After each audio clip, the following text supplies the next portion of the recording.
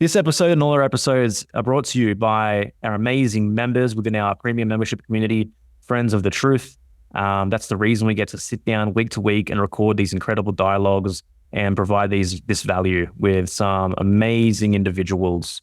So if you'd like to support our podcast, support our platform, and support this endeavor, you can become a basic or premium member at friendsofthetruth.co. And in exchange, on top of having the chance to support what it is that we do, we provide awesome value with regular monthly calls, members-only podcasts, and over 100 plus hours of previously recorded members-only content. All that and more is at friendsofthetruth.co. All right, everybody, welcome back to the Here for the Truth podcast. I'm Joel Rafidi, got my co-host Erasmus with me as always. Today we have Mark Jones joining us, an incredible evolutionary astrologer and teacher. We have an incredible dialogue on, just the search for the soul, cultivating meaning in one's life, becoming who you were born to be, all the things that you guys know that we're into, with an incredible array of commentary, from amazing teachers come and gone, Jung, Sri Aurobindo, Gurdjieff, and so much. Just a really, really, really awesome dialogue, which I think you guys are going to get a lot of value out of. Thank you so much for listening. If you guys get value from this podcast, wherever you're absorbing it, please like, comment, subscribe, follow. It would mean a lot to the work that we do. To watch all our episodes, you can head to hereforthetruth.com, and to see what we got on offer, you can also go to hereforthetruth.com and check the coaching and offers tab. Rise Above the Herd will be back next year. In the meantime, we do always have our membership community, Friends of the Truth, which you can find at friendsofthetruth.co. All that being said, please enjoy this episode. You are now listening to the Here for the Truth podcast, hosted by Joel Rafidi and Gerasimos. Mark Jones is a renowned astrologer, teacher, and transpersonal psychotherapist with over 20 years of experience and 10,000 hours of client work, offering transformational consultations to help individuals unlock their true potential. An expert in evolutionary astrology, Mark is the author of Healing the Soul and The Soul Speaks, which integrate his astrological expertise with therapeutic insights. With degrees in literature and creative writing, Mark's journey began with Kabbalistic studies and advanced through extensive training in psychosynthesis and evolutionary astrology, where he became a leading UK teacher. He now teaches globally, empowering students and clients to explore astrology's transformative power. Mark, thank you so much for being here for the truth. That's great. And what a great introduction. And I appreciate you being able to pronounce psychosynthesis, which my mother called photosynthesis for years. Which led to many an entertaining conversation. Yeah, he sounds like a great guy, this Mark Jones, doesn't he? I mean, I hope, I live up to that. I really do try and do those things. I really try to use my skill set to help people across the world. Amazing, man. Yeah, he is a great guy. I've got firsthand experience now, having had a consultation together, which I got lots of value from. So thank you so much for that.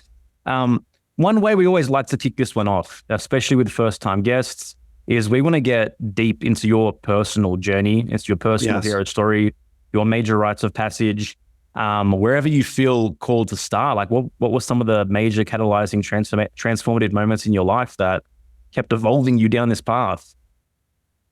Yeah, I mean, how long have we got? We've got time. I mean, I'd say a classic thing for people attracted to therapeutic work is that they have difficult elements in their own childhood. So certainly I felt that sense of misunderstanding, that my intuitive nature, where I was really coming from as a child and a young person, wasn't really understood by the world around me. And I had that kind of glitch between my intuition and the way I was seeing things and the way the world appeared to be happening. Now, obviously, I tried to learn from that as well. You don't just want to stay in an intuitive bubble, but I also came up against a lot of resistance. So when you have struggles like that, I think it predisposes you to a certain desire to help people. I remember a particularly painful night as a teenager, if I can start like this strangely, which I don't normally do. Some lovely girl I'd met on some history group tour to other schools had been writing to me. She was literally going out with some England hockey player. She was a really, cool person. And she liked me, and she came to visit me in my village. We'd been writing to each other. And I just had this kind of ennui. I had this kind of sickness of self, not feeling in my own village that I was really expressing myself. And I just picked her up at the station. I walked around the village right back to the station. I put her back on the next train. in this sense of like, I don't feel the same when I'm not away from here, when I'm not in this exciting place where I first met you. I don't feel good about myself in some way. I can't be myself. And conscientious kind of young man that I was, I went home that night and I felt terrible about it. I'd just basically blown off this lovely, sweet person that I'd been writing to. And I really wrestled through the night. And I concluded about 4 a.m. and I had to go to school the next day. So not very much sleep. That I was going to do some good in this world. And even if it only hit home with one person, it would be worth it. I would make something of this sorry-ass feeling I had, this feeling of where my life was, where my emotional and psychic reality was. And I would do something to make amends. And that memory came back to me in my late 20s when I was doing a psychotherapy training. And we were asked to reflect on, how did you end up here? How did you end up training to be a spiritually orientated psychotherapist? And that's what came back to me, that, it tied in with that childhood sense of being this very sort of good, conscientious, loving, highly moral, quite clever young child, and feeling disappointed by the world or weighed on by people's burdens and their psychic detritus and the kind of sluggishness of the world and the way that so many adults around me seemed unhappy or burdened by things. And I realized that had a massive impact on me, but I wrestled with that in my own entirely intuitive way. So I came at 15 or 16 or maybe 16 or 17 to an intuitive insight, a bit like certain spiritual texts, do some good, give, be loving, come to something. Now, I'm not saying I upheld that perfectly from that day forth, but it was an important inner principle. Then I go to college, meet my close, weird, intense friend, John, and we turn on to, first book he buys me is a Rudolf Steiner book, From Buddha to Christ. We look at literature together, poetry. He's a very clever guy. We end up writing our own poetry course because Warwick University's literature program, when you were doing English and American literature, did not have a poetry program. We persuaded these professors to create a poetry program for just the two of us. Wow. And we became obsessed with the poets, the more mystically orientated poets. Way before Pop Idol and the show X Factor in the UK, we used to have this term X Factor for the fact that the poets were seeking this more mystical presence, this kind of engagement on this deeper level. We were in our own naive, highly intellectual, somewhat pretentious way looking for God in a sort of godless, or looking for the divine or the sacred in an otherwise materialistic world. And then we experimented with psychedelics down the line doing postgrad. I only did psychedelics briefly, but I really went for it. And that unleashed something. Really a kind of experience of, almost akin to cosmic consciousness, essentially, and being reborn. And then the rebirth element just went on for years. And I was fortunate enough to stumble into, and it really was stumbling into, teachers, genuine teachers, mystics, people who'd done real practices, the Kabbalists that I studied astrology with. So I was studying the Kabbalah, various different occult mystical systems. I had this intense realization of the psychedelics that my education was incomplete. It was focused on the wrong kind of thing. So literally from 22 to 27, I just read super intensely. World religion, mysticism, the occult, psychology. That's what gets me into astrology. But it's Kabbalah initially. I'm studying Kabbalah, and then I realized there's this like Zev Ben Shimon Halevi teaching at Regent's Park College. And I go to one of his weekends. I persuade my mother to pay for it as, extra education, post-grad education. And I'd show up, and it happens to be his weekend on Kabbalistic astrology. It's the only thing I ever went to study with him. And he's literally placing the planets on the tree of life as an incarnational map. Mm. And that perspective's never left me. And I was sharing before I came on that just to get to know you guys or what you did, I was viewing a Michael Kazarian episode that you guys were talking to him about, the inner zodiac. It really just struck me that I was fortunate enough to be presented with literally, there's this idea in Kabbalah of the Adam Kadmon, the original human, the divine emblem of the human. So it's a sort of cosmic map of the ultimate human, and it's also an individual map of the individual human. And Warren Kenton, which is his astrological name of this Zev Ben Shimon Halevi, he was overlaying your chart onto that map. So it was explicit to me that astrology was being used to map a hidden, extra-dimensional, soulful or psychic domain of the human experience. I wasn't going into astrology because I was interested in ancient texts or predictive techniques of how to control, the weather, elections, your finances, whatever, your love life. It was just presented immediately as like a mystery that could unlock who you really are. And I feel very blessed that I don't think I was the deepest guy at some points. I think I was just an intuitive, I was a sweet person. I met good people, and I was fortunate enough to be profoundly influenced by them. I literally met 3 high-quality spiritual teachers between the ages of 22 and 24 in the immediate aftermath of those experiences to help me orientate to the world that had opened up by being shown that my psyche was real, and it had a real interface with a real presence in the universe itself, or in reality itself. And that's deeply shocking when I think it plugged me back into something I knew as a child, but in my teenage years, the sort of loneliness, the materialism. When your favorite books, Jean-Paul Sartre's Nausea, and, J.D. Salinger's work when you're 16 or something, you're clearly not the happiest kid. A book about alienation and a guy freaking out at himself, but it's also an exploration of freedom, that behind our paradoxical rejection of ourselves, there might actually be a deeper freedom that we've given up on that's part of our sickness. So even as I was exploring my sickness, I was stumbling across these doorways, if you like, to what might not be sick. Beautifully said. Yeah. Sorry. I just said beautifully said. Thank you for that. Yeah. Oh, my pleasure. My pleasure. And I credit the quality of the teachers I was exposed to with great love and reverence now. It's funny, right? Years later, so during the last 5 years, I was in a creative lab where people were exploring astrology as archetypes to potentially help people in workplaces work up how their companies work, or they were doing this version of constellation work where they were using astrological archetypes. And there was this person there, and I just had this strong intuition. I need to know this person. I asked them out for dinner. I don't know if they thought it was a date or something. We just sat down, and when we realized, I just felt intuitively called to connect with you. Within 10 minutes, we discover she was probably in the room that day when I did that Kabbalistic astrology 20 years before, 25 years before. And she worked in the inner circle with that teacher for the remaining decades. And she was able to tell me during the COVID period when he passed away, and I was able to attend his funeral online and actually just stand up in this office, in front of this very computer. I was able to stand up and pay my respects as his coffin was brought in. And I would have never have known that without just following this personal intuition to just connect with this person. Yeah. Mark, what do you think, I guess, prevents an individual from connecting to this level of intuition? Great question.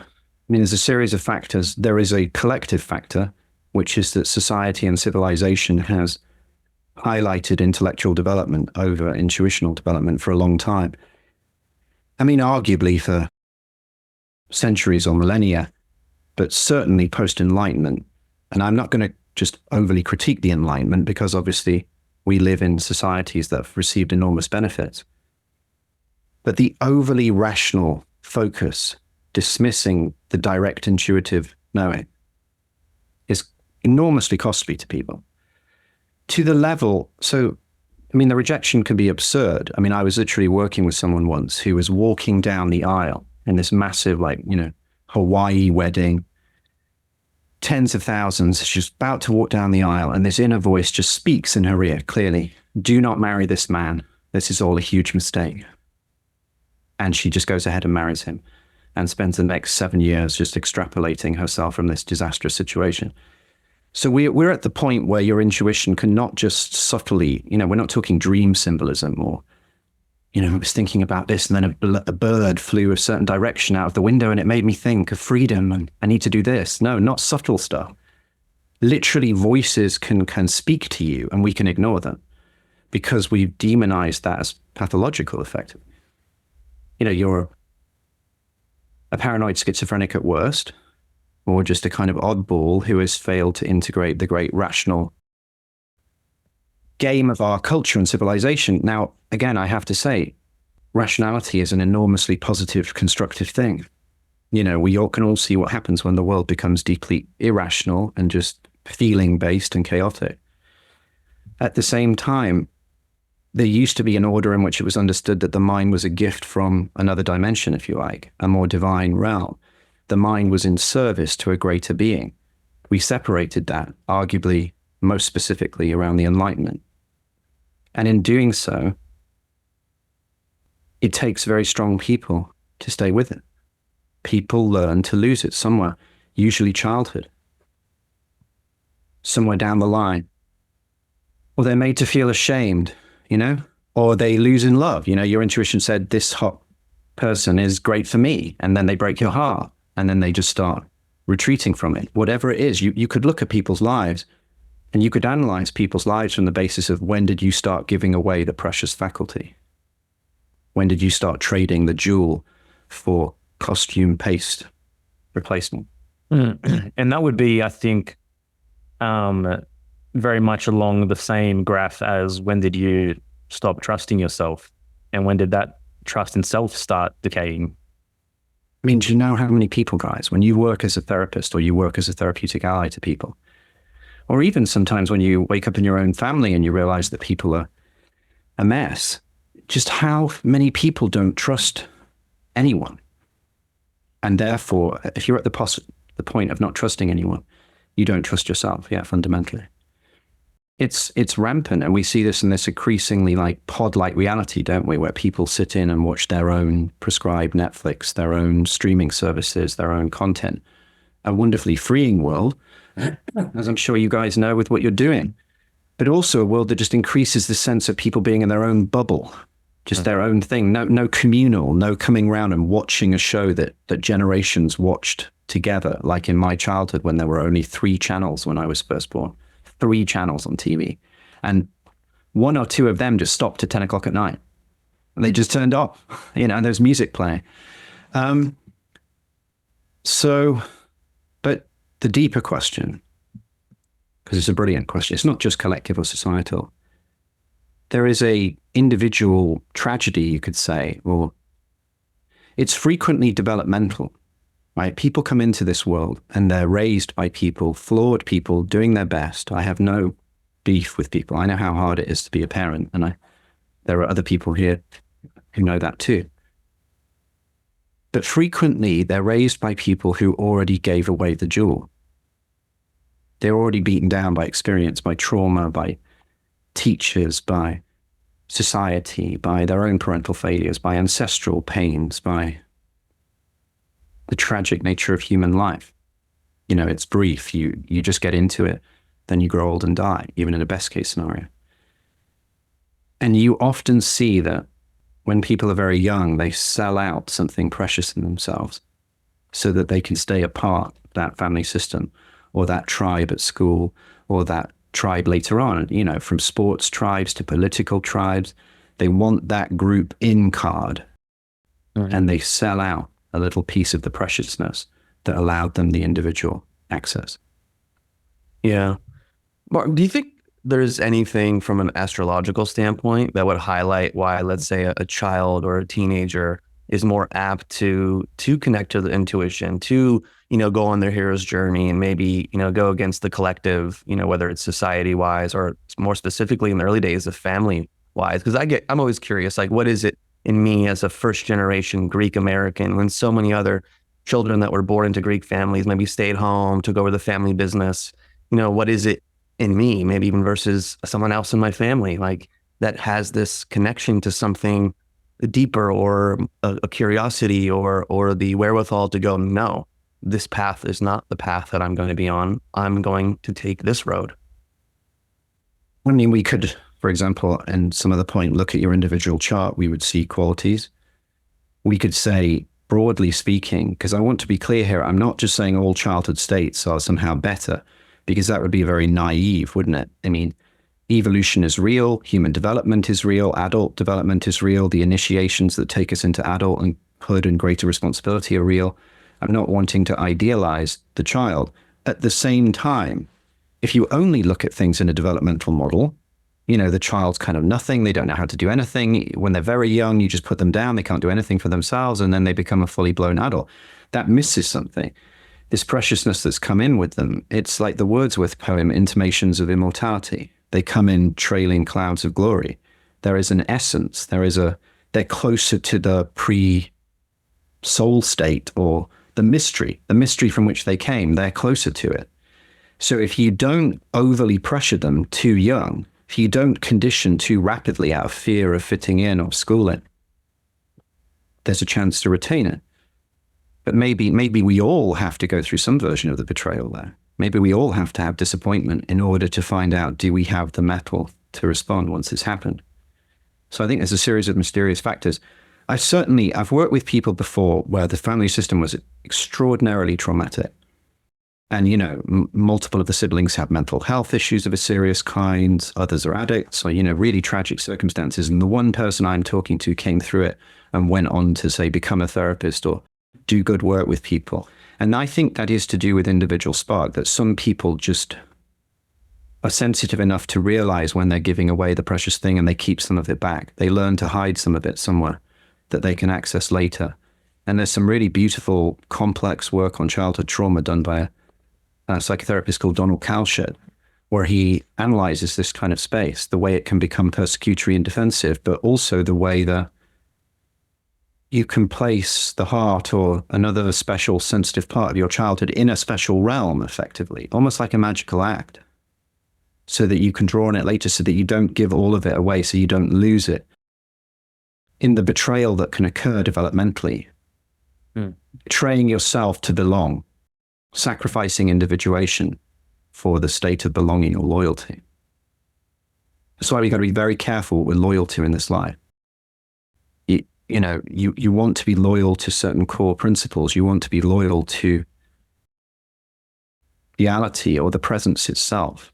And that will take temporary forms where it overlights someone's work or a cause or something. But you don't see me rushing out to follow every cause that comes up. I try to stay loyal to certain key principles, if you like, inside or the very quality of essence we're talking about. Gurdjieff had this great point. He was basically like, children give away their essence to develop a personality. In our work, he said, we want to reverse this somewhat. We want to learn in the work with adults to make the personality passive again to the essence, so that the being can shine through. The personality that's all about doing and achievement and fitting, the essence being about being, radiation, just radiating your quality into the world. Would you say that's one way to describe the individuation process, to weaken the ego personality in order for that essence to shine through to a greater extent? Yeah, that's a good question. And it's maybe a little bit more complex than that. And I certainly wouldn't say weaken. When Gurdjieff meant become passive, he meant an actual disciplined training so that you consciously take your conditioned reflexes and re-explore them in the original protean form of their essence. Because Gurdjieff argued that by 18 even, you'd learned how to move. That's why he had so many movement exercises and dances. He was basically saying you're so conditioned, even the way you get up and down in a chair has already been set by all the previous times you do it. And now you're just doing it with a very limited muscle range or a very limited engagement. So he was attacking our automaticness, our mechanicalness. So one model would be say, yes, you see, if you only take the developmental model, you say you come from nothing, the oceanic nothingness, and you just develop over time. If you do that, you forget this essence quality. And that's a reversal of the development, where you have to actually go back and take something precious that you came in with. But I would say it's both at the same time. That's the paradox. The developmental model is still real. You still have to learn these different things, grow. But I think it's one way of reversing the overly developmental trend, which you could argue is almost Darwinian, as if there's a kind of really like narrow Darwinianism running through certain developmental psychology. You must do this thing now, and it's a kind of survival of the fittest. I'm into developmental models. I think they're super helpful. But I don't want to miss that precious, the thing that makes one child take the risk or be dynamic. That's not a simple reason. You could also look in family systems. It's complicated. In the example I was giving before of the person that was in a family and the other siblings weren't doing so well around all this trauma and dysfunction. The father in that family was very violent. And this person I was talking to was the last child, a little girl, very petite. And he was not violent to her. She was kind of his favorite. And weirdly, in developmental models, even messed up relationships can still be empowering to kids. Mm-hmm. It's better from a child's point of view to have someone that cares about them, even if it's a distorted kind of caring from a somewhat messed up kind of person, than it is to have nothing. Yeah. Because you need to feed off something. When you're a child, you can't always see that essence. That's the relational vulnerability. When we're born, we're so dependent in that loyalty bond in the early life. It's very hard for young children to entirely see themselves without seeing it through the parent's gaze.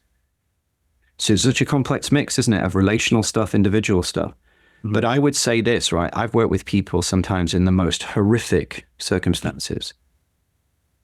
And I genuinely believe you can reconnect with that quality, even through horrific experiences. And I've seen it happen.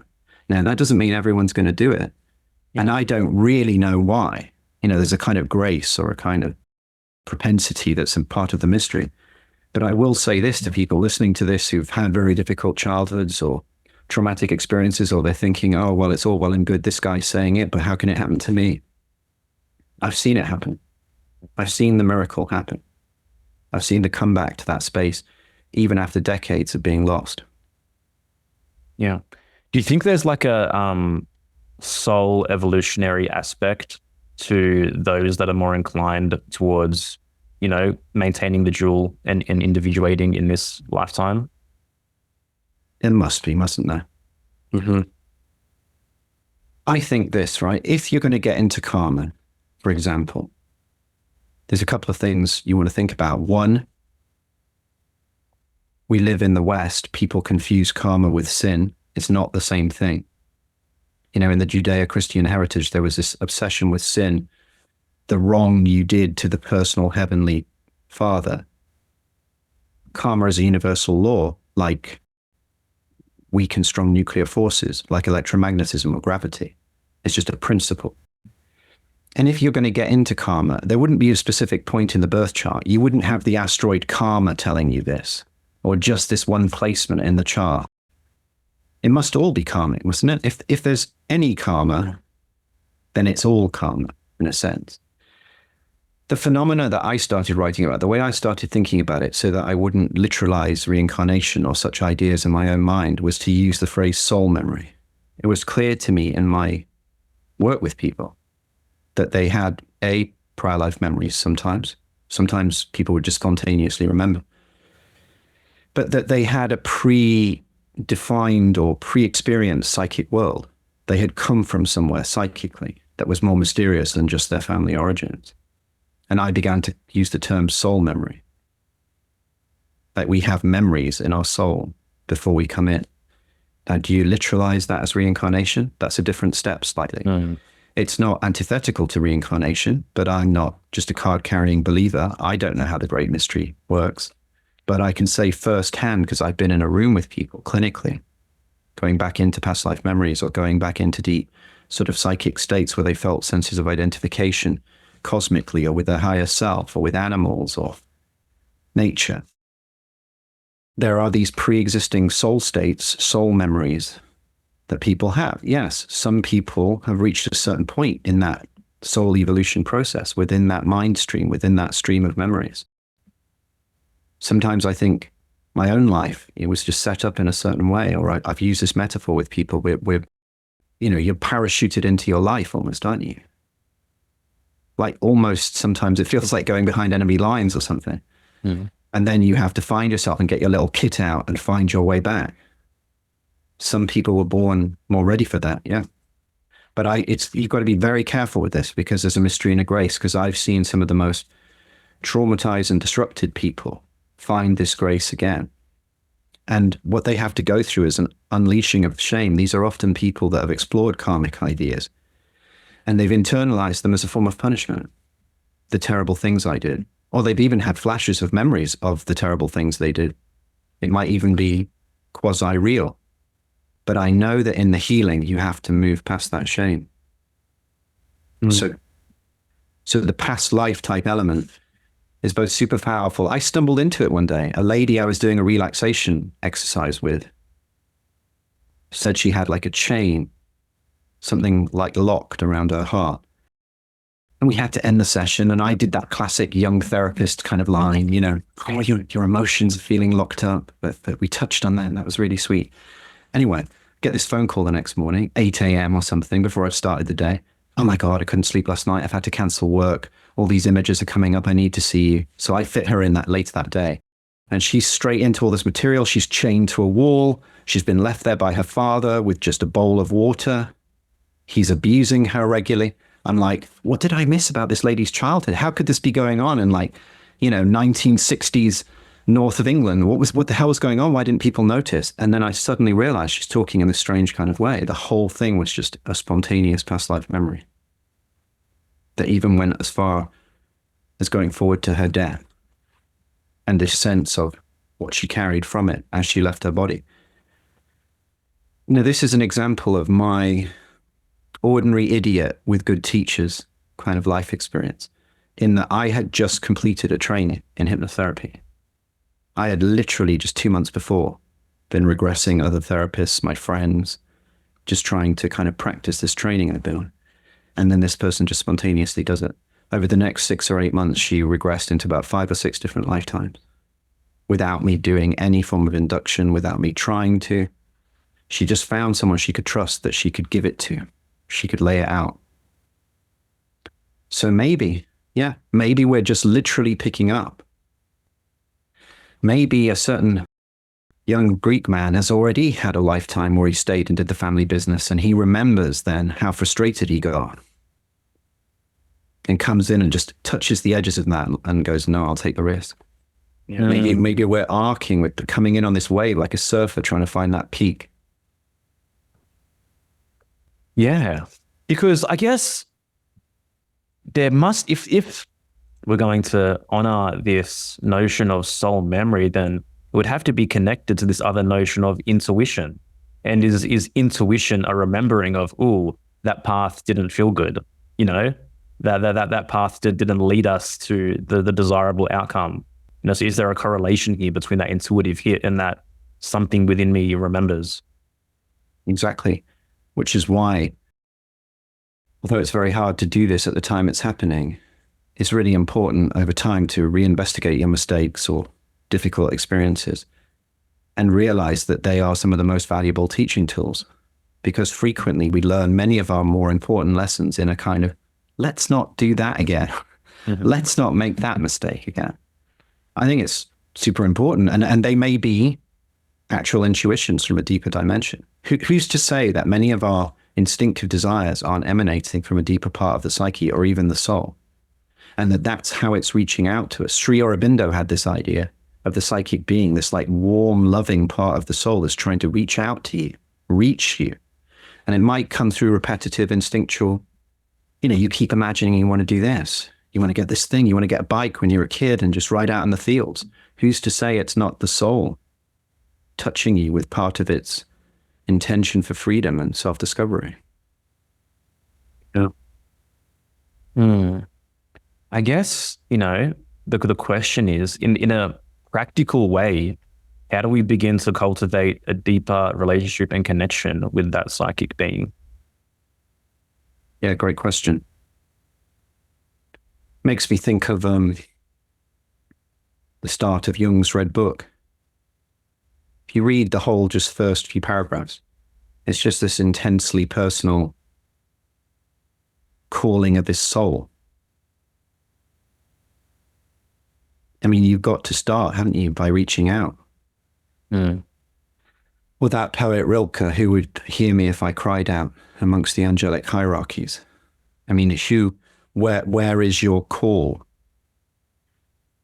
Are we expecting the calling to just drop on the plate without any, I don't know, it changed Jung's life, didn't it? To just go, where are you, my soul? Finally, after all this time of traveling, I'm ready to be near you. Please show yourself to me. And he goes on, it's super powerful. And the Red Book is just super emotionally powerful. It's like going on a mushroom trip with Carl at your side, showing you these great figures from history. I read it all. It was just a few sittings. It was literally like sharing Carl's psychic journey. But the whole first section is just super powerful. It's just like, I've traveled long and far. I'm finally ready to be close to you. He's just opening up this intimate love and yearning. And I don't see how we're supposed to engage with something of that capacity without some of that. Like it's not just all on like outside. Like a sincere yearning to open the dialogue. And a certain capacity to put yourself on the line as part of it.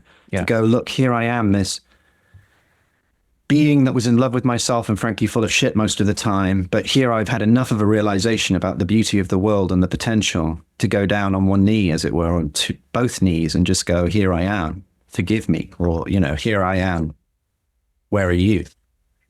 Knowing in another level, it's another part of yourself. But I think for me, and this could just be because I'm a dramatic kind of person, I don't know, that ritual element of, literally in one experience I had going down on my knees and just saying, not my will, but thy will be done, in this steady mantra for like an hour. It was like, that was as a young man, just suddenly recognizing these powerful pulls that, there isn't, the psychic being in Aurobindo's idea is like a form of love for you. People think they're searching for the great transcendent thing, but some part of that transcendent thing might actually be looking out for you, might actually be searching you out, and might actually be dropping a trail of breadcrumbs all the darn time, which, you only start noticing if you start looking for. And I don't mean special numbers like 1111 came on the clock, it's my angel number. I don't mean picking a tarot or an angel card every moment anything happens and asking.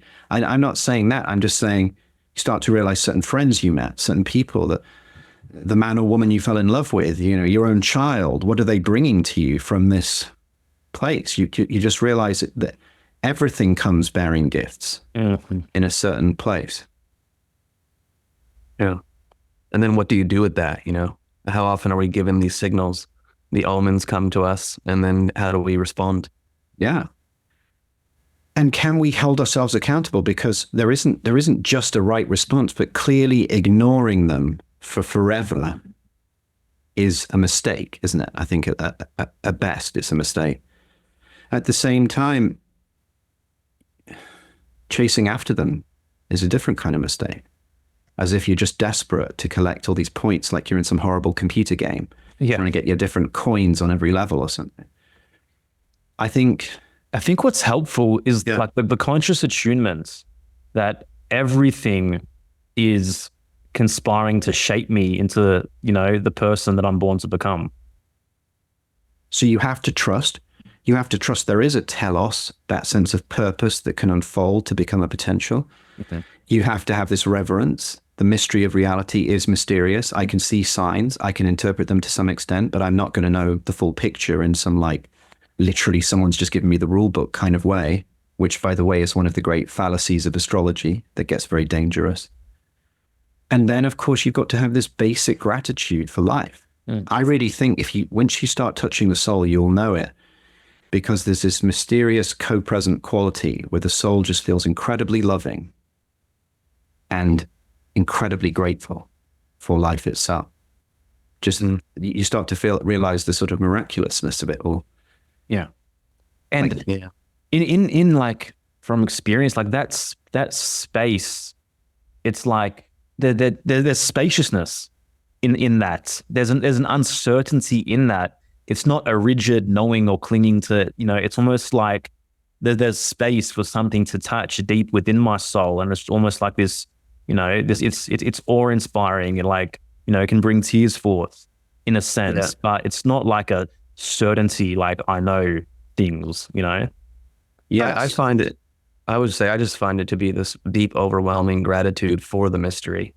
you know, and like you said, the awe-inspiring. I mean, there's so many moments in my life where just tears come to me, like not in this like, oh, I'm sad, something happened to me, but just in this magical, deep thanks for the fact that I exist and I get to have these experiences of life. I think it's a phenomenally good sign when you're connected to that, because that's the gratitude of the soul for the miracle of the creation, effectively. The sacred dimension of life gives you your life and you are grateful. And that gratitude is a life-changing quality. You know, life can seem very dull, very rigid, very competitive, full of suffering. You drop underneath to that level you're talking about, you're suddenly plugged in again, you know? I remember watching Lord of the Rings in the cinema, and Aragorn gives one of his particularly cool speeches, and I nearly stood up and said, I will follow. You know, it's that feeling. You don't know where you're going. You might be going to the gates of Mordor itself, but you're in, you know, I will follow, sir. Yes, count me in. You know, you say yes, don't you? Even if it's high risk, because of that feeling, that, you know, joy, inspiration, sadness, poignancy. Plato would say we're remembering something in that moment. We're remembering our true nature. Anamnesis. You remember it. You're recollecting who you really are and where you really come from. Would you find that, obviously you've worked with so many different people, that some of the barriers to connecting to that is like, if someone has a really deep inner critic or deep self-devaluation, that it's harder to remove the obstacles or like the chains around the heart? I know you put up that image before, it just made me think of that, like to even get to this place. I think it's a really crucial therapeutic insight. In my, when COVID hit, for a series of reasons, I started developing a spiritual psychology training, a vision of it, using psychosynthesis, but not just limited to it. And in the end, I ran that between 2021 and 23, and I'm running it again now. And I came across the need to talk about the inner critic very early on in it. Yes. Because it's so destructive, isn't it? It's like a part of the person has broken off, what Freud would call the superego, the part of you that has to learn from parents and teachers and societies, and becomes the potential to internalize a sense of conscience or morality, but gets too hung up on the rules and gets too perfectionistic about it, especially if it becomes allied with childhood shame. You see, you get some people's response to shame is so devastating that they don't want to step on the lines on the pavement. They don't want to break the rules. They have to start arranging their room in a perfect way to not, you know, so nothing's imperfect, because then it makes them feel this terrible shame. I have worked with many people where the whole first part of the work is just trying to identify the inner critic and truly see it or stop it, or provide even just a pause button for some of it. And a lot of that came immediately after, in my early 30s, I started noticing some deeper messages of my own, even though I'd done a certain amount of work on it in my therapy training. I was quite young when I undertook that, 27 to 30, 31. And it was actually playing sport. You know, I'd get all kind of inspired after Wimbledon, go out and try and play tennis with my friend. And of course, I was nowhere near as good as I thought I was when I was watching Wimbledon. And then I get super frustrated. And then every now and then I just throw the game in this kind of like sulky kind of way. And a couple of times I caught myself doing that, and I looked at what was coming up inside my consciousness, and I realized there was some very intensely shameful, critical thoughts. You're worthless, you're whatever. And it actually became super interesting to me. I took it into like deeper contemplation, like what part of me is so down on myself that under stress it would just come up in that way. And I connected it with certain deeper struggles in my early life and in the developmental process. It was very liberating for me. And then I don't think it's accidental that just a year or two later, I'm working with lots of clients, helping them break through their inner critic, you know, literally creating exercises for them. I would get people to, what would I say to them? Imagine you're writing for like, you know, a Sunday broadsheet, a more serious newspaper, and you're their lead journalist, and you're going off to interview your inner critic. I want to know what kind of house they live in, what they look like, what they spend their money on, what kind of stupid shit they say. Investigate, and we'd have this more playful stance on it. Because setting up games like that, even if people didn't do that homework, and people frequently do not do homework, so most of the time on my courses I never set homework, but paradoxically in sessions with me I might. But it doesn't matter even if people don't do it, because it creates a setting where you start playing that game, and then when they're talking to me in the space and a certain voice comes out where they start shutting themselves down, I go, okay, right, we're that leading journalist right now. What's going on? Who are you? Voice. Please speak here now in this space. So I can be with people as they might catch themselves doing it, so they might have chance to create a space between them and that part of themselves that's shutting them down. Yeah, it sounds familiar but different. I was heavily influenced in my 20s, actually first introduced by my acting teacher, the works of Drs. Hal and Sidra Stone. They created something called Voice Dialogue and The Psychology of Selves and the Aware Ego. And they wrote a book called Embracing Your Inner Critic that really had an impact on my life. But part of their process was like interviewing different parts of your psyche just to kind of get a picture of that. So, I mean, it sounds similar, but also different. I don't know. Well, but they stumbled into very similar terrain, didn't they? I checked that book out. Maybe you can email me the link to it, because yeah, sure. I'm always looking at material like that, how we can, because there's a lot of work in psychosynthesis, and it's recently been allied by intense study of Gurdjieff. That we're not a coherent self, Gurdjieff argues. We're like a series of divergent parts. And you're not going to get to that coherent self until you stop lying to yourself that you already are it, and recognize all these divergent parts that are frankly arguing with each other all the damn time. It's like taking out a bunch of friends that don't get on to a restaurant or a bar, and trying to like chaperone them or something. Yeah. I always look at it like even the analogy of driving the car, like certain parts just hijack the wheel. Yes. And they're there, Yes. They're driving the whole time. And there's no even awareness that like there is gold on the other side somewhere, and even the idea of standing between the tension of opposites. Can even a person do that? Can they understand that they have these two parts that like oppose each other? And then how do you relate to them consciously? But yeah, parts work or any form of that has had a huge impact. Exactly. And lots of that, and it went into the hypnotherapy training that I undertook, but lots of that came from early work in psychosynthesis, and particularly a whole strand of psychosynthesis that was on the West Coast that then slightly petered out. But for a while in later life, in the early 70s, just before he died, Assagioli was coming to Esalen all the time, and the Esalen guys were hanging out with him. And in fact, the Esalen guys were involved in some sort of like psychic experiment with some people in Russia during the Cold War to use like psychic positivity to help shut down the Cold War.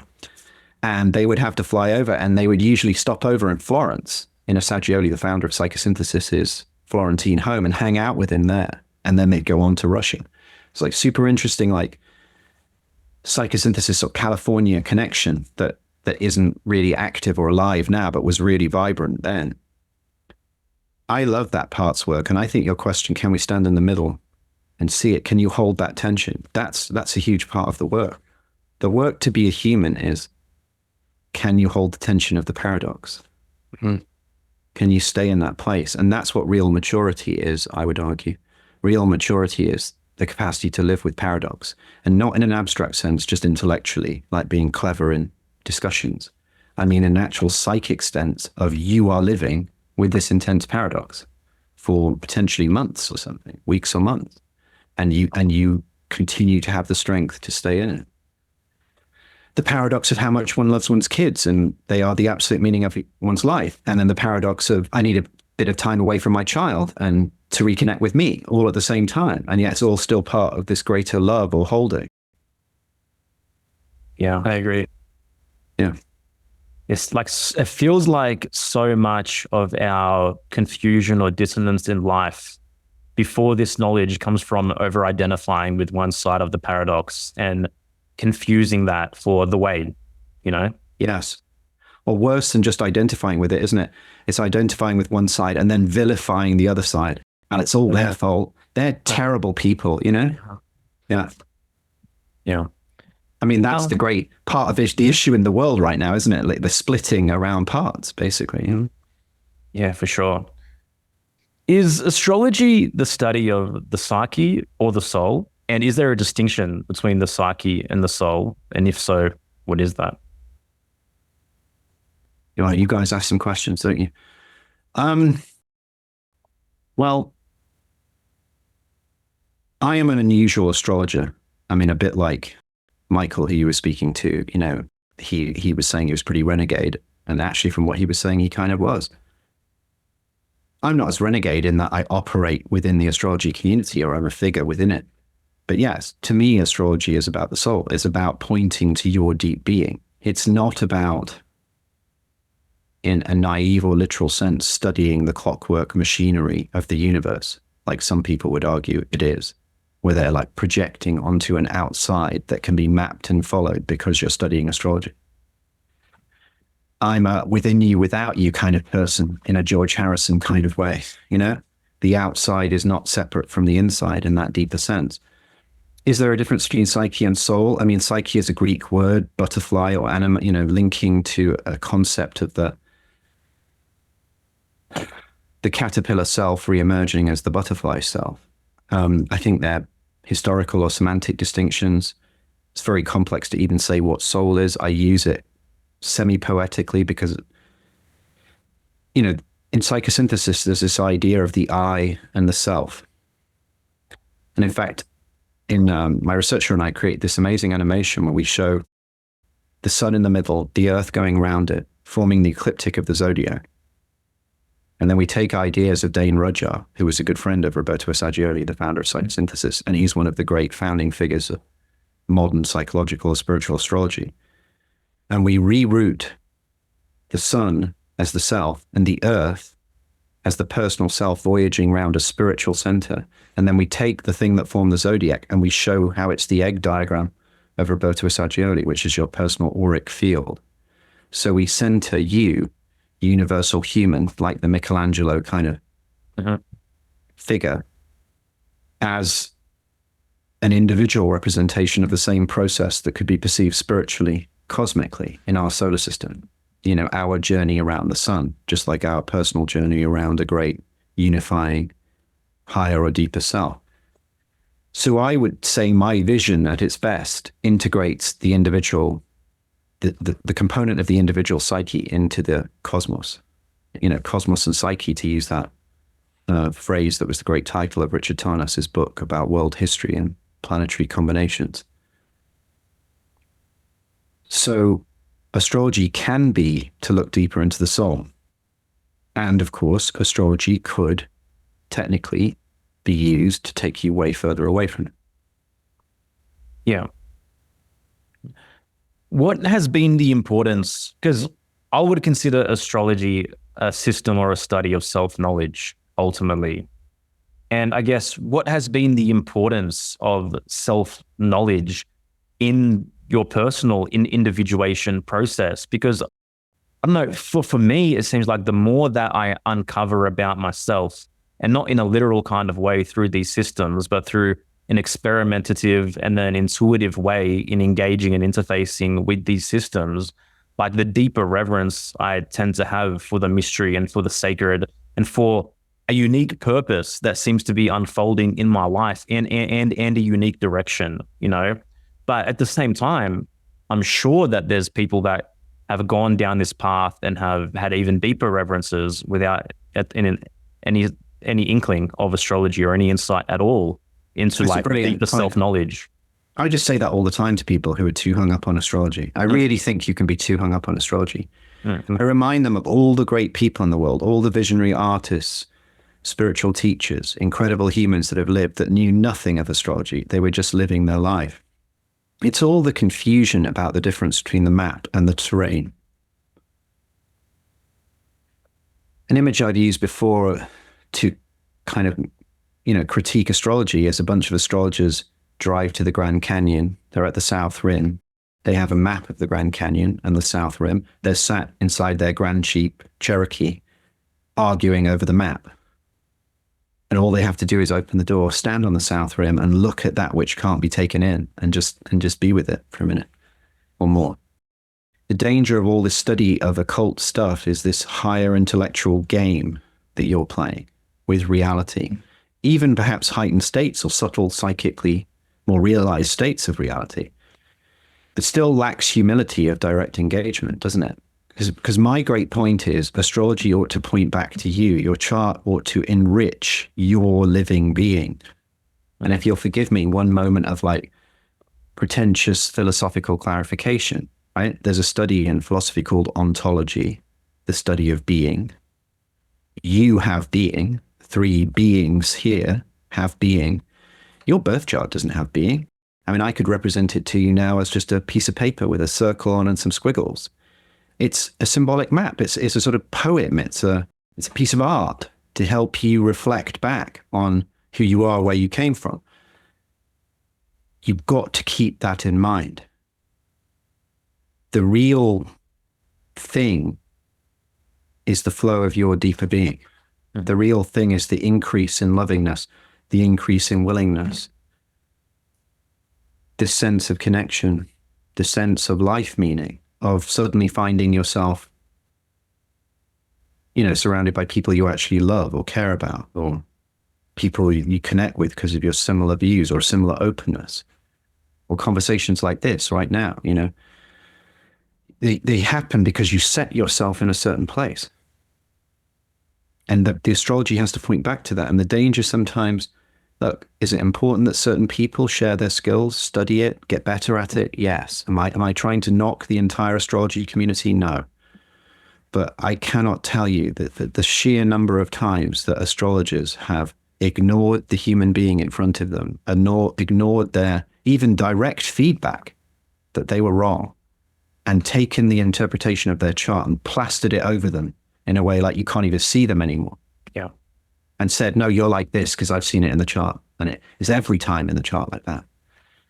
Is that loving respect for the mystery? Is that the orientation we want to take by using these kind of occult or divinatory tools that we increase our own hubris and vanity and sense of control? Yeah, it's interesting too, because it's like, even what part of you is studying this stuff? What part of you is using this information?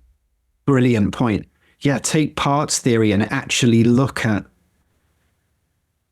because so often with astrology, it's a kind of controlling part. It's the kind of anxious part that wants to guarantee that the terrible thing isn't going to happen to you. And if I look ahead and if I study these planetary cycles intensely enough, I will work out how to sidestep these terrible things, right? A, good luck with that, right? B, that's the greatest part of you, is it? Or the most unified part of you. That's a persecutorily anxious, avoidant part. Maybe for good reason, but that part needs attention. We're not going to trust that part's wisdom. That's not your King Solomon or something, is it? Coming in with the most wise take of the astrological chart or something. Parts work. It's such a great idea, by the way. I love that. Because it's like, even like when you can say the same sentence, but who in you is saying it? I know. It's like, a brilliant question to ask. Who in you wants to study astrology? I mean, there's so many people that like read all the psychological texts so they can use it to like have more control within and externally, as opposed to, is it coming from a more organic, natural place? Well, famously, therapists are very difficult customers the other way around. Yeah. And one of the most difficult astrology readings I had in the last 5 years was with a very experienced therapist who was literally like, why am I answering this? This isn't a therapy session. I was like, no, it's not a therapy session, but I'm a very psychological person. So is it okay if I continue just talking like me? Yeah. And they accepted it. But, they're notoriously, people with high levels of psychological training are notoriously good at escaping the implications. Yeah. Well, I mean, harkening back to that episode of the Inner Zodiac with Michael, like to him, like divination was the original form of psychotherapy. Tarot reading was a psychological therapy session in the beginning. But I think that world that he's referring to, and he mentioned Owen Barfield without going into it greatly, but Barfield has this great series of subtle critiques about modernity and this assumption that we've just got better. And he uses, for example, the idea of pneuma in Greek, translated as spirit, which also meant breath in the Bible. And he's saying we assume that's metaphoric. But what if it's that in that time, when spirit hit you, it was so intense, you were literally blown over. It was like being caught up in a intense wind. He goes back and he re-examines the metaphors and he shows that they have an energetic substance to them. He was a friend of Tolkien's and C.S. Lewis's, but he was very influenced by Rudolf Steiner. But that divinatory thing, what it makes me think of, it was a ritual space. They had a ritual understanding of reality. They had an initiatory understanding of reality, so that they understood that they were in a participation with a living cosmos. We don't necessarily understand that at this point. Mm-hmm. The common scientific metaphor is we're studying this sort of partially dead or only microbially alive thing through a microscope. We're not attributing it to the kind of complex dance between, we're not recognizing the participatory aspect. And in so doing, we've denied the ritual space that would make divination more therapeutic, if you like. Because it reminds me, there's a great guy, what's his name? Joseph Rael. He writes under the name Beautiful Painted Arrow. Creates these kind of like peace buildings. Wonderful writer, short, ritually intense books. And he has a brilliant analysis of ritual, space and time. He'd go solo walking or even, I think maybe hunting a deer with a bow and arrow, literally for many hours in canyons. And he would find the journey itself would become this powerful multidimensional space beyond space and time. You would actually get divinatory insights about your life path from the individual shorter journey you were on. The way he explores ritual time in those short series of books he wrote, Ceremonies of the Living Spirit, House of something. Anyway, brilliant books, very short, very poetic, very readable. If you lived in that space, then divination could be therapeutic. But if you live in rational, disconnected, I'm different from, I'm outside of you, that subject-object, complete distinction world, divination can't be therapeutic, can it? Because divination is about me as a separate subject, maybe having this outcome, picking a tarot card, will I get this job? Or will I become rich and successful? Or will everybody love me? I don't know what motivates people. If you're outside of it, it can't be therapeutic. So the therapeutic step has to be this inward step. And you see it, don't you, in the consulting rooms, Freud's couch that you can see in the Freud Museum in London, or Jung's room where he used to sit so close to people, their knees would be about that far apart. And it used to freak people out. It freaked James Hillman out so badly, he left Jung as a therapist because he had this massive Swiss giant, like farmer kind of guy that Jung was his physical presence, sat so close to him. That inwardness, that inward turning into the inward inner space was to try and recreate that divinatory power, because you had to create, in a sense, an autonomous space to recreate it. And that's when Jung notices the same bleeding into ritual space and time that comes through synchronicity. He's talking to a lady who has this intense dream about this golden scarab beetle, and then literally a descendant that's hardly ever seen in Switzerland of the scarab beetle is scratching at the window, and he sees it. Or a guy comes to him about a book and says, could you help me do some research for this, or maybe write a foreword or an intro for it? And Jung's like, no, I'm far too busy. And then he looks down at his watch and he sees that his watch that he's just had repaired at some famous Swiss watchmaker has stopped. And just as he said, I haven't got the time for you, he suddenly goes, maybe you have to rethink that and have a look at your book. He learns to read. But you have to almost step out from our normal paradigm in our society or civilization at that point to go back into that ritual sensitivity where divinatory forms could be engaging like that. Yeah.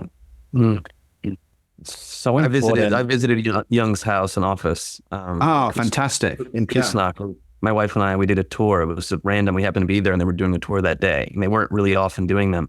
And to be in his office, I was pretty tiny. I could see how maybe there wasn't much space there. Honestly, he would get so in your space. He was so like, and he wasn't a small or slight guy. He was a massive, imposing kind of guy. And you can imagine what he was like psychically, a kind of giant. I know I'd love to go there. I've been to the Freud Museum in London, but Küsnacht is on my list. And I've looked at, studied the photographs in the Red Book and the various things. Peter Kingsley wrote a book, Catafalque, on the Red Book, and he shares a story of accidentally finding his way to Jung's house.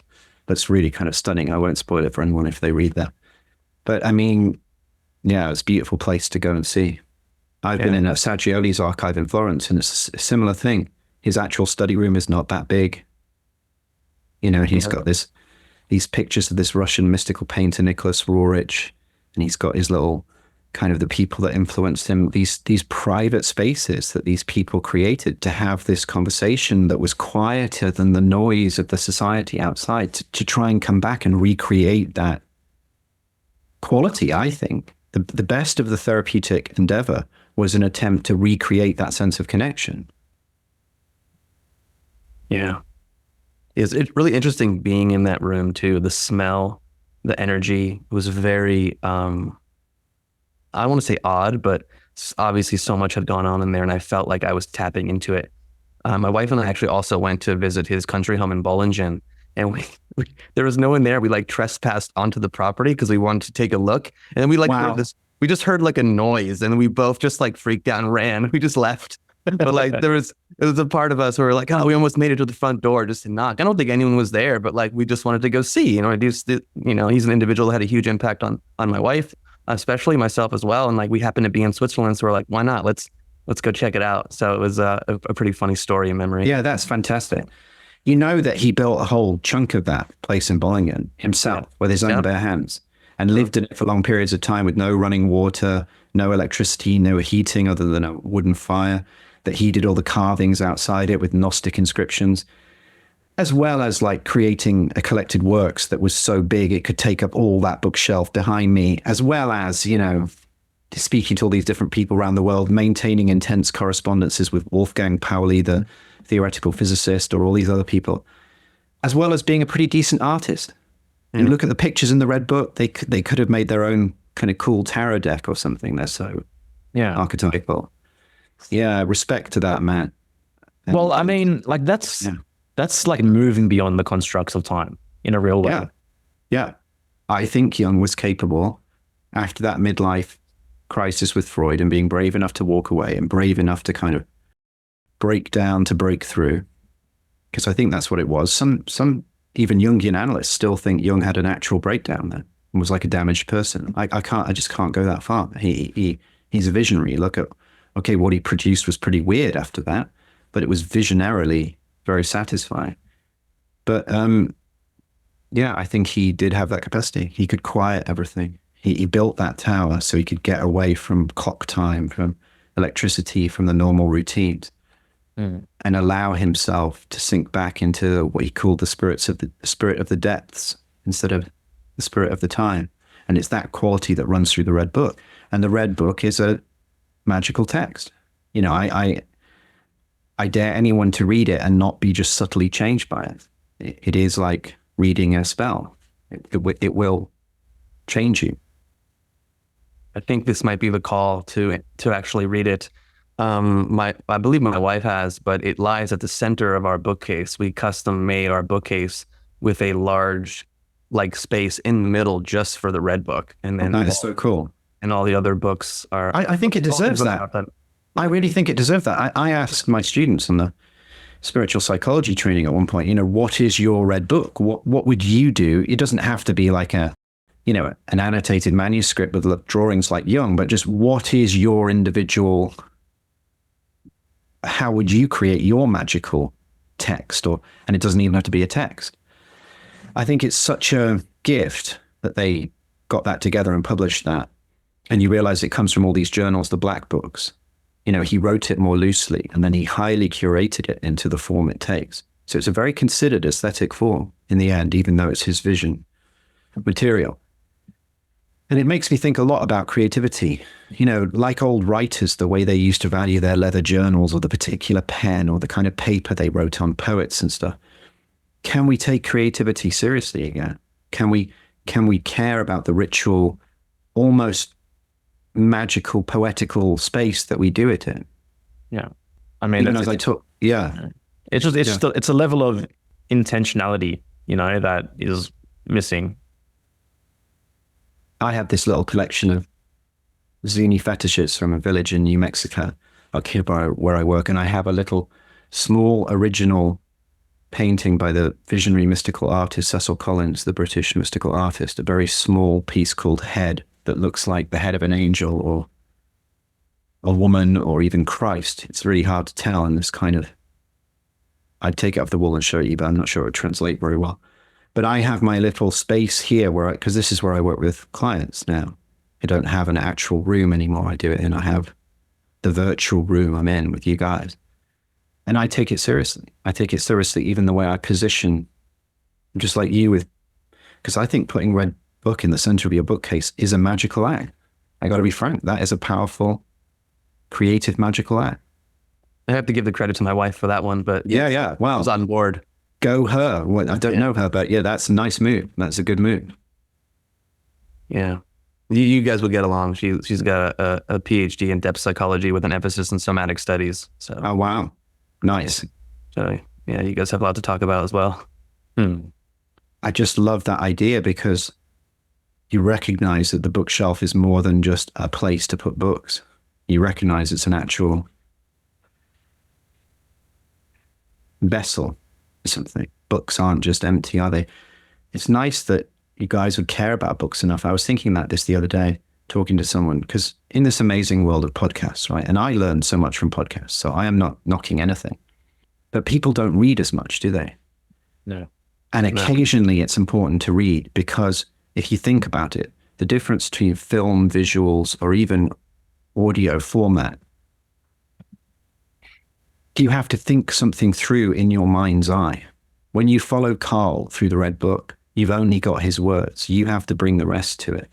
You know, no great animator is creating the beast that slumbers in from the east, or Salome, or Elijah, or these figures that show up in it. You're not getting this cartoon representation. You're not given some great graphic artist in the Bay Area's take on it or something. No. You're having to find it within. It means something to you or it doesn't. And you have to stare at what that does to you. And so when you join Carl on his strange trip, you're putting something into it because you have to read it. Yeah. And it's something, we don't want to lose that at all, totally. No, not at all. And I'll be the first one to say I'm not reading as much as I used to, and I feel it, and I'm the same, man. It's like this, I mean, the love of technology and the things that have come from it. And at the same time, I feel often that like I'm a slave to technology and my phone and like the things that are quicker and faster. And it's like, man, just take a book and just go sit. Like I remember when I backpacked Europe after university in 2002, and like I would just find a bench and take out a single book and read the entire book in a single setting. Like my mind didn't have the same level of distraction or the thoughts of like, oh, I should take a picture of this and post it on Instagram. I should do, like, back then it was just, I had a book in front of me and I just read it like 6 hours straight. Now it's a lot more difficult to read 6 hours straight sitting on a bench. It really is. I think it's genuinely harder, and the collective has changed. Gurdjieff has taken me back to that state. Memoirs on Gurdjieff and his teachings have seen me read again recently. For me, I sulked for ages. Turning 50 a few years ago, I had to wear reading glasses, and I just sulked for a year and refused to read. But that's just really childish. I can't believe I was like that. I was very busy at the time too, but I had to just get over myself, humble myself. I think something has changed. I think it's amazing that we can get information in this way. I did, from my own phone, strip all social media and related phenomena. I mean, I've never been on hardly anything, but I try to keep all of that to a minimum. But I don't know about you guys, the YouTube addiction, if I don't have much time, it's in the evening, where maybe, we've been upstairs with my daughter, now my wife's just settling her down. I'm tired, I've worked all day. We're flicking through YouTube shorts, 10-minute little talks, or you just find all these random interests people have. People are building forest homes. My daughter likes to watch strange people with forest skills build homes with me. Mine too. Yeah. Isn't that strange? There's something about the home archetype or the skill set. Or, we'll watch people training puppies together, or this guy in Florida catching rare fish from abandoned swimming pools. Whatever it is, it's just strange. You realize this great panoply of human interest. But respect to you on that park bench reading a book. I think it's a very valid thing. I think I think it's worth picking out the books that are worth sitting down and seriously engaging with. Yeah, and consciously making the time, because I feel like in the modern world, even more so now, it's easier to get pulled in a lot of different directions. And I think, individuals have different phases of life where maybe they're, consuming a lot more, and then maybe they're creating more. And, Yes. I'm trying to find my own balance with that, especially managing my time. Since moving to where we moved, 4 years ago, we have more responsibilities on the land. I'm busier there, and Joel and I have been building what we've been building. So I'm trying to figure out how to make more time to. Well, how did you guys get this thing together? We actually met due to the Unslaved podcast with Michael Desarian and David Whitehead. My wife and I were interviewed on it in 2020 a couple times, and then Joel obviously was into Michael's work, and he came across our episode early 2021. And he hit me up on Instagram, and we connected, realized he was a brother. The joys of social media. Yeah. Yeah. That's the thing. Real connection. Yeah. Yeah. Like there's benefits and there's challenges. Again, these are tools, and how do you use them? But very often the tools use you. And so it's Yes. how do you work against that? But yeah, we just got on Zoom and connected, and then we both wanted to start a podcast. We had similar interests. And then the next week we literally got on Zoom like this, press record, and just started talking about what it means to walk an authentic path. And that was our first episode. And then we did a part 2. And then we decided to have, maybe we should have real guests on. And this was 3.5 years ago. And here we are now speaking with you. Yeah, and That's cool. that went on for 2 years without ever having met in person. Really? Yeah. Yeah. Because he was based in Australia and I was in the Los Angeles area. And then when he moved to Mexico, my wife and I flew down and met Joel and his family. And this was April last year, right? April of last year. Yeah. And then we've seen each other a few times since they visited us here in Topanga. So You're in Topanga. Oh, wow. yeah, Cool. yeah. We've been here for about 4.5 years. So yeah, it's wild, to think that I only knew Joel in this square, just like this. And then we met in person. And when we met in person, it was kind of, I have to be honest, it was weird the first couple of days. It was surreal. I was like, what is going on? You're like a real person. I can touch you and hug you. And then like your family's here. It took a little while to kind of get used to it because we had our, this was a ritual. We would get on Zoom, multiple times a week for, a few hours every day and connect and build what we were building. Yeah, it's really cool. I know that feeling. I was in Colorado teaching recently, and there were a number of, classy, world-class astrologers there teaching with me, these 4 people at the event. But very few of them, I don't think any of the others had the experience I had, where there was at least 10 or even 12 people in that room whom I'd known in this format, some for years, that I'd worked with one-to-one. And people were coming up to me after the talk. It looked like I was the most inspired speaker ever, because people are literally like holding me or tearing up, but they don't realize that I've known some of these people for years and years and years, but we've never met in person. Yeah. And here they are, the reason they can get to Colorado, obviously more easily than the UK or whatever. And it was super powerful. Yeah, it's weird sometimes because you learn something. I realized one guy I spoke to is just enormous. He's just that was a big, gentle bear of a guy, and you'd never have known that before that. Yeah. I was going to bring that up. Like, I've met a bunch of people that see me in person and they're like, I thought you were way taller than you are. Yeah. Yeah. And I'm like, no, I'm 5'8", not very big. And then we have another friend of ours who's kind of in a similar space, and he's like a giant. He's like 6'4". And one time we met at an event in person, and we took a picture and posted to social media, and he's just like up here and I'm down here. People were commenting on it like, whoa, I had no idea. Oh, it's a massive thing when you've met on Zoom. Yeah, I have people, they don't realize, I'm not 6'4" or massive like this guy I also met was, but I'm 6'1" and more broad-shouldered than you'd think, and it's like, it's a thing, but just the reality sometimes of people, being with people that you basically love, and work with very profoundly. Yeah. And then suddenly they're there giving you a hug, and it just means so much to them. It means so much to both people. It was extraordinarily touching. There were a few times we went out in the evening as colleagues, and they don't realize I've just come from this. I think one person assiduously said, oh, well, you've always got the groupies or something, Mark. As if like I just gather that, at the top, not realizing, you see, it's not their fault. They don't realize this profound, because a lot of my work is basically secret, isn't it?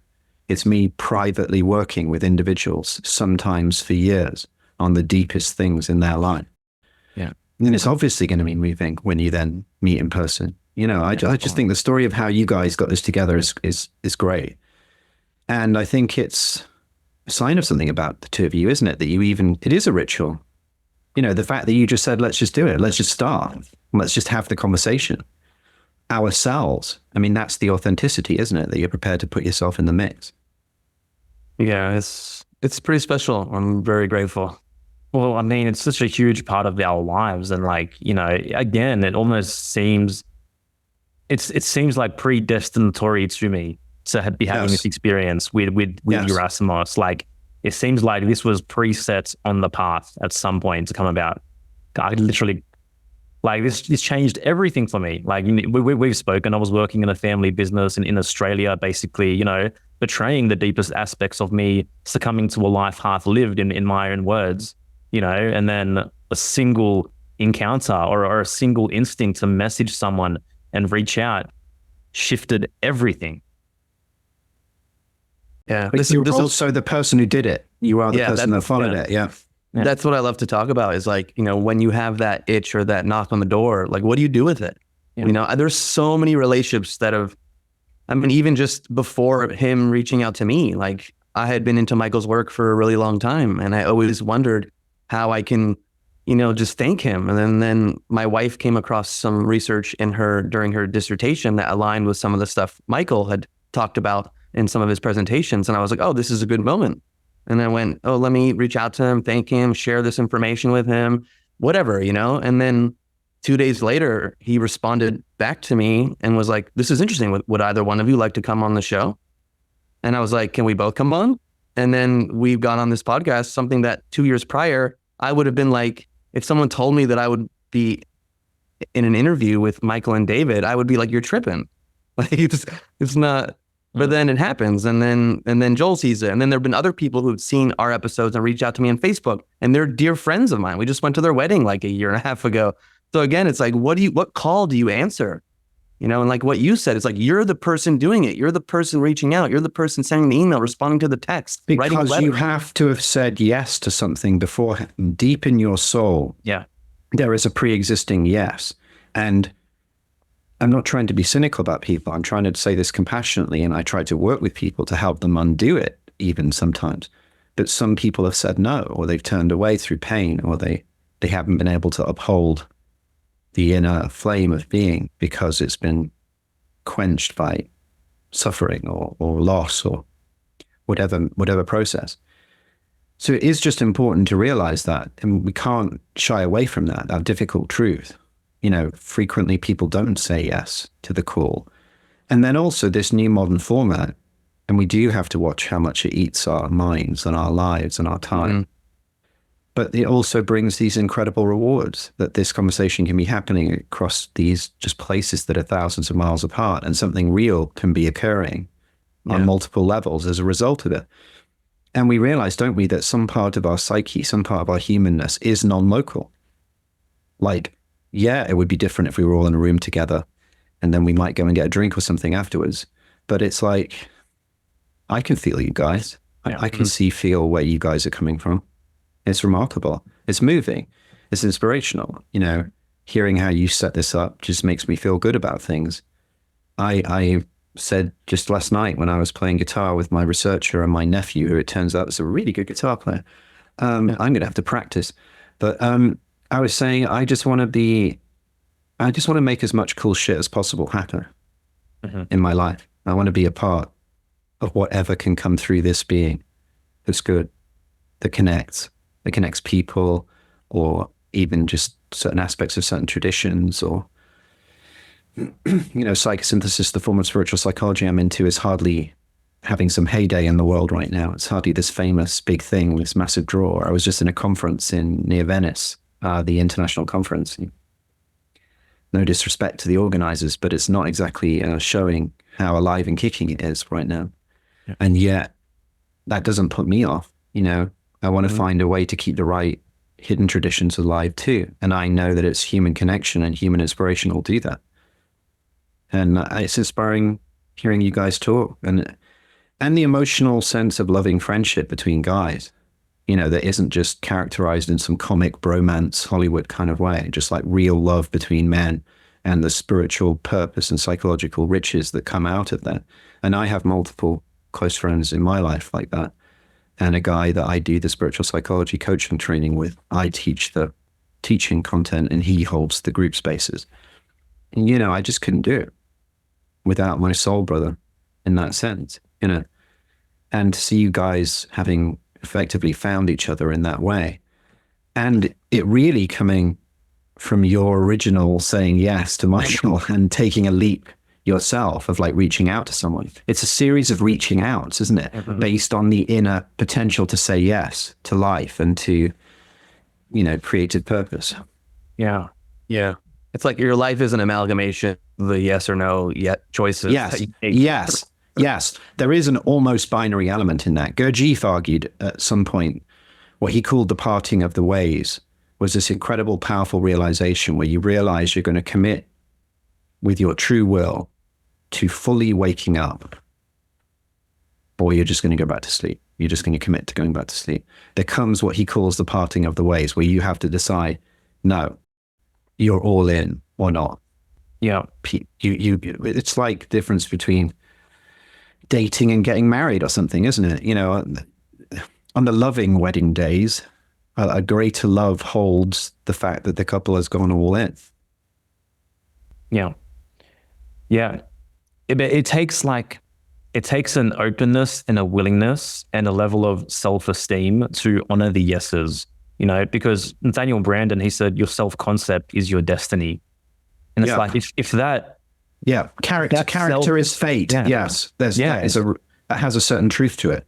Because if you're constantly down, if you're constantly broken by your past experience, no matter what life puts in front of you, you just sort of end up turning it down or being clumsy about it and dropping it. Yeah, exactly. You have to feel yourself competent, capable, and willing. Like before you said, I just want to be involved in as much cool shit as possible. Yeah. Like you saying that opens the door. That's the intention. That's the affirmation. That's I'm willing and I'm ready. And I know I'm appropriate for those situations.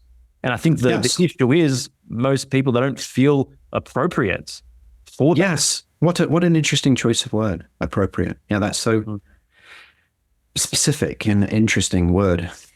Yeah, I experience it myself too. It's a kind of strange mix of really genuine humility and occasionally really towering self-confidence. You know, I'm not one to shy away from what I am good at, but I'm not going to bullshit you and say I'm a brilliant guitarist, especially not when there's two really good guitarists in the room, you know, as happened to be last night. So it's this nice mix of knowing where you are, isn't it? Appropriateness is knowing where you are. It's knowing when you can lead because you really do have a vision, and it's knowing when you could shut the F up. Yeah. Well, guys, I mean, thanks for having me on. I mean, I really enjoyed it. I really enjoyed our conversation. You know, you asked such deep questions today that, to be honest, I mean, I could give a whole series of different answers. I mean, obviously, I've had the kind of life and I'm old enough that just the first question about my personal development could have taken us way beyond the entire time. I just cherry picked a couple of examples. Yeah. But I'll tell you, just to highlight back to that question, that turning point where that lady spontaneously regressed into multiple past lives in the middle of what was supposed to be counseling, effectively, or psychotherapy, that was another turning point. Uh-huh. You suddenly open to a lot of stuff, don't you, when someone's actually, it's not theoretical, is it? It's not like reading the reincarnational cases documented by Ian Stevenson, or reading Hans ten Dam, a brilliant Dutch psychotherapist specializing in past life regression material. It's not theoretical, is it, when someone just does it spontaneously? I guess I try to search for the points where theoretical learning and actual life's experience coincide in these powerful collisions. So you guys are going to carry on just doing this, yeah? This is your thing now. Yeah, this is one of our things. I mean, we have a group coaching program and a membership community. I mean, you know, Wow. Okay. Yeah, we're related to a lot of what you said before. It's like we've met these people, we've connected these people online, and then occasionally maybe at events we get to meet people in person, and it's pretty incredible and special. Yeah. You do have in-person events. No, we haven't. There's other events like within, you know, our community, within the broader community. And the broader community that we've gone to where we see people, but we may do an in-person event at some point, Joel and myself. But right now, our focus is our 10-week group coaching program that synthesizes a bunch of different things. And you know, my wife is a part of that as well. She leads 5 nervous system focused workshops. Right. As well. So, yeah, Well, we're just doing our thing. The biggest driver for us is we just feel like the real conversation about the self is missing from the space which we find ourselves in, you know. And for us, reverence for self is what holds the most weight above all else. And without that, there really is nothing, you know. And so the big part of what we do is helping people to develop the self-esteem necessary to become who they were born to be, because we all have this potential, but without healing that deeper relationship with oneself, you know, that potential is meaningless. I love that. I also think there's a confusion about the self. Psychosynthesis has this enormously subtle model, because even the I is like a true self in a way to most people, because the ego and the conventional self would be a sort of identification or part outside of that I. And when you read things like internal family systems or various approaches, as I have done recently to prepare lots of my work on parts work, you realize when they're talking about self, from my point of view, they're talking about I. It's not self with a capital S. It's not like the thing that the higher self that relates you to the everything, or occasionally it's confused as that. They're really talking about the more authentic personal self, the I, because I would argue there is a real personal self. It's not just all ego. It's not just something to get rid of. It's actually the foundation, the presence of the I, or the I am, is the foundation for psycho-spiritual growth. Without it, you're lost. Without it, you're just floating in the crazy tidal swirls of the ocean. There is no compass. There is no North Star. Your compass is just an amalgamation of what other people think about you and want for you, But we have to, there's a deeper wanting, there's a deeper yearning, there's a deeper path that wants to unfold, We spoke about the concept of entelechy from Aristotle on our call before, and I believe that. There is a unique blueprint that wants to unfold. Yes. It's actually part of being here, isn't it? To love and will the creation or the experience of being alive enough to fulfill your potential. Yeah. It's a denial of life to not fulfill it, to withhold it. It's like a sulk. You're sulking with life if you withhold yourself, or the nihilism of the contemporary situation, or the real issue with suicide, or say the opioid crisis, or various things. All of that has within it the traumatized rejection of the little piece of the universe that you could be, which of course, again, is a nice way of looking at the birth chart. This little symbol of the U shape that you could make, in being you. Because lots of this is about being. It's not really even about doing. Okay, there are certainly many problems that need to be addressed in the world, and everyone's in a rush to do something about it. But what would it be like if we were differently?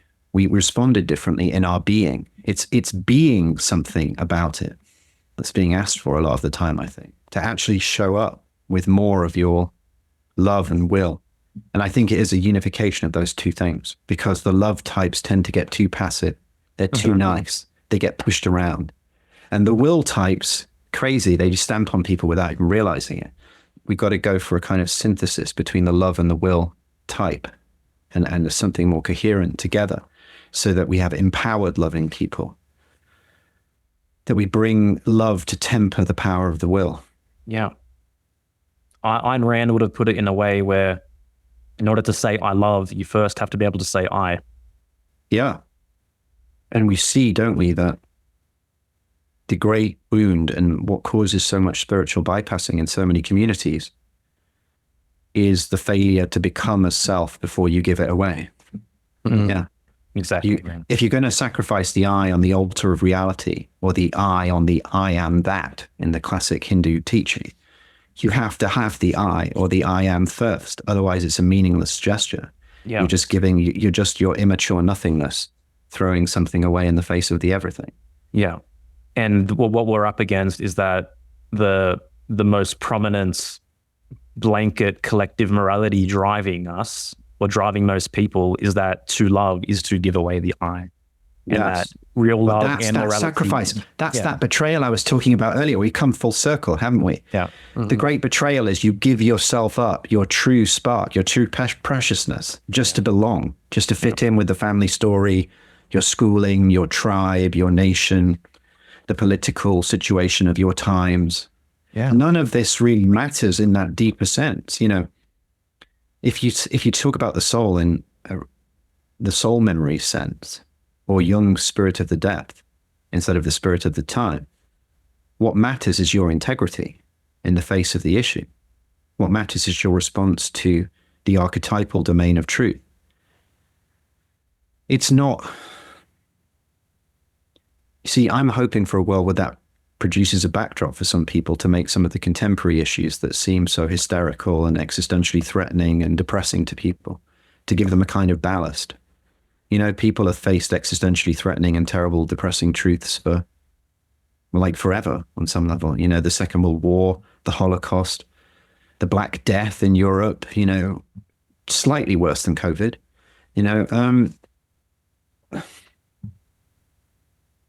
Can we recognize, you're literally born to die, whatever.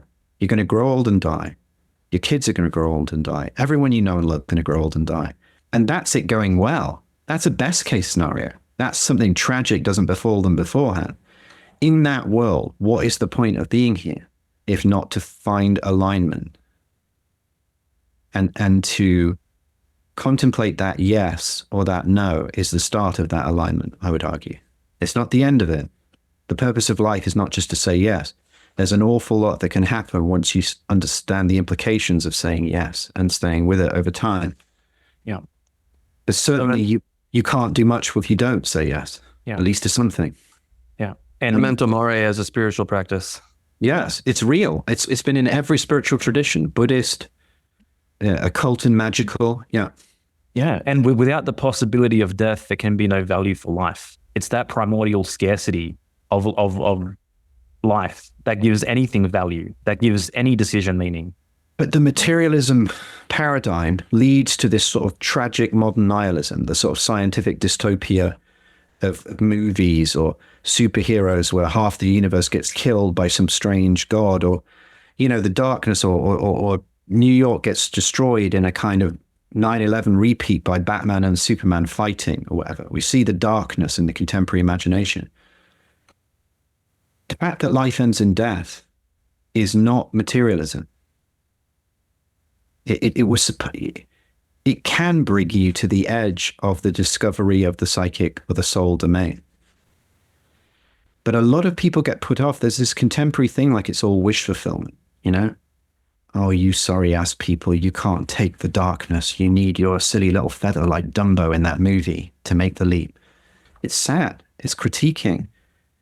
It's like there was this idea, wasn't there, that drugs turn you on to reality. And briefly, I could see that point. But is the primary thing that's happening with drugs in our society turning people onto reality? I don't think that's the primary thing. I think something much darker is happening, and it's robbing a lot of young people of that almost angelic potential. So how do you navigate all of this? Well, Shakespeare would have called it the distinction between appearance and reality. Just because we're born to die does not mean that is the whole story by a long way. Search for your own soul. We came back to it. How'd you start? Jung started by just going, where are you, my soul? How can you start without reaching out? How can you start without acknowledging that domain and recognizing that it's personal? Not personal in one sense, because it's, reality has an impersonal aspect, but the story of you discovering your own soul and its meaning and purpose is the single most important personal dynamic, arguably, in your life. Mm-hmm. It's the most personal quest. Yeah. That's the final closing note right there, Mark. Thank you so much, man. Thank you so much. Pleasure, guys. Really a joy to meet you both and hang out in this space. Yeah, I have a feeling this won't be the last conversation, for sure. I think there's a lot more to be said. But yeah, this has been amazing. Yeah, I mean, Joel had told me about you, and I didn't know much about you until this conversation, and I feel very grateful to have shared space with you and inspired. Yeah, me too, guys. Really, it's really like soulful hanging out. And I appreciate both the depth and the personal directness of your questions too, and the space between you, the friendship between you, and its deeper meaning, really, that you're exploring. It's kind of a beautiful thing to see and share. Thanks. Thanks, Mark. For our audience, can you share how they can support you, get involved with your work, etc.? Certainly, they could check out markjonesastrology.com, Mark, M-A-R-K, jonesastrology.com. Loads of free resources, loads of information about courses. Anyone's interested in a serious spiritual psychology coaching training, or even just the 100+ hours of highly curated video content that I created for it. It was a 2-year program initially. Just please contact me directly through that website. But you can see my stuff there, and certainly in individual consultations, I try to help people orientate to this level of meaning, if it's possible. And even if it's not, I try to help them realize what stands in the way anyway, potentially. Because guys, I'll just say one last thing. Astrologers have this sort of fantasy that there's one chart reading because you have one chart. Like you're just going to give someone this overall life thing. I don't see it like that. I see it me coming and accompanying people at a certain point in their life and development and being real to that point. Yeah. And then maybe even coming back. And sometimes people work with me even 10 years later, 5-10 years later, they come back when they come to another point. Thanks for letting me share all of that. And it was a joy. And yeah, be well, both. Yeah. Thanks, man. And everyone else, thank you so much for listening. Thank you so much for listening. Just thank you to our amazing membership community, Friends of the Truth. That community is the reason that we're able to do what we do and record these conversations. If you got value from this and you'd like to support this ongoing endeavor, you can become a basic or premium member at friendsofthetruth.co. And on top of that, we're offering amazing private, regular monthly calls and community as well. All that can be found at friendsofthetruth.co. Smoking mirrors, I'm seeing through the illusion. Waking up in a time, they think you're in a delusion. Somebody set the alarms, cause they be too busy snoozing. I'm in a DeLorean, fast forward in evolution.